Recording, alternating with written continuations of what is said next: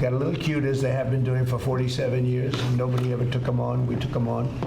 They have no Navy, they have no Air Force, they have no leaders, they have no nothing. They wanted to close up the Strait again, you know, as they've been doing for years, and they can't blackmail us. President Trump warning Iran as the terror regime closes the Strait of Hormuz while opening fire on at least 2 vessels. Meanwhile, the Supreme Leader issuing new threats as the ceasefire is set to end this week, Tuesday night, in fact. Former U.S. Navy Lieutenant Commander Tom Sauer, a mine specialist with extensive experience in Iran and the Strait of Hormuz, joins us now. Good morning, Commander. Hey, good morning, Lucas. Good to be here again. So with your experience in mine countermeasures, what is the best way for the U.S. Navy to open the Strait?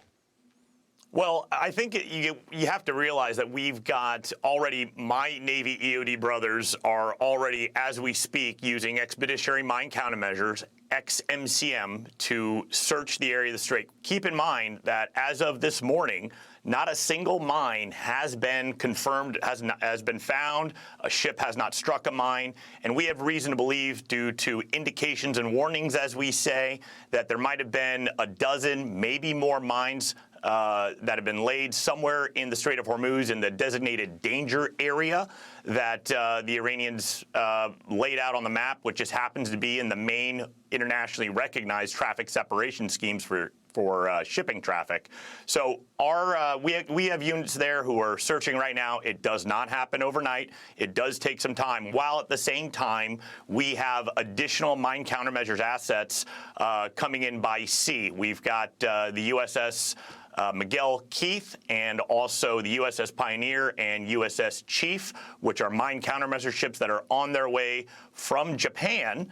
It takes a while for them to get there, but they'll be on there for the more robust mine clearing. So that's how we're going to take care of that situation. But it really just comes down to now, the president's absolutely correct. The Iranians are being cute, as he says, and also keep in mind that we took out their Navy, their Air Force, all their mine laying, or all their significant mine laying capability.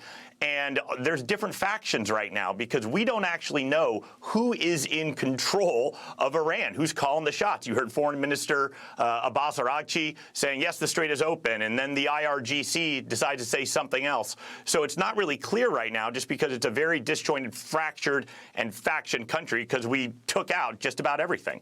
Now, last weekend while I was in Pakistan, the U.S. Navy sailed a pair of guided missile destroyers through the Strait in a freedom of navigation operation. It was done during the ceasefire. Can you talk about the challenges of operating U.S. warships in the Strait after the ceasefire during a contested environment? Well, you're absolutely right. When the USS Murphy and the USS Peterson cruise through that area, obviously they are not dedicated mine countermeasure ships at all, but they do have some capability. And, I have heard that they did find on their sonar something. We're not sure, couldn't confirm it, but they were marked. And so we're keeping clear of that. So obviously it's a very dangerous contested area right now. There's a lot of uncertainty, but it takes time, and we're eventually going to be able to search all that. And furthermore, those ships are there to enforce the blockade on Iran. Keep in mind, it is not a blockade on the Strait of Hormuz, but instead on all Iranian ports. And anyone seen that's violating that blockade will be interdicted by the U.S. Navy, because there are thousands of Marines who are floating outside of the Strait of Hormuz that would love the opportunity to get some work in. Can you talk about the challenges? I sure do indeed. Can you talk about the challenges of going against those IRG small boats? Yes, President Trump claims that Iran's Navy has been destroyed, but the IRGC has a lot of those little gunboats sailing around the Strait of Hormuz, and one of them even opened fire on that Iranian tanker. Yeah, that's right. So those are what we call the Gashti class boats. And what these really are is, just think of it like a Boston whaler or like a fiberglass speedboat with outboard motors that just happen to have a machine gun or a small rocket launcher on there. And the thing is like, you can detect those ships by radar, but you can't confirm what they are until you're really within visual range. So that's why we've got tons of ISR everywhere. But it's also very difficult to determine until you're right on top of them. Hey, is that a civilian fishing boat? Is that some sort of, non-military one? So it really does come down to, nuisance and harassment attacks by these ships, but they don't stand any real threat to American forces, but obviously it's a harassment and nuisance, quite frankly, to shipping traffic, which is part of the reason why it's slowing things down. This is all part of the plan. It was this is something that we knew would happen, and this is part of our calculated risk. But I don't think anyone has any real doubt of the outcome, that we can suffer a lot more of pain than the Iranians have. Well, I saw those gunboats while transiting the Strait of Hormuz myself about a decade ago. Thank you so much, Commander Sauer. Appreciate your insight. Thanks so much for having me, Lucas.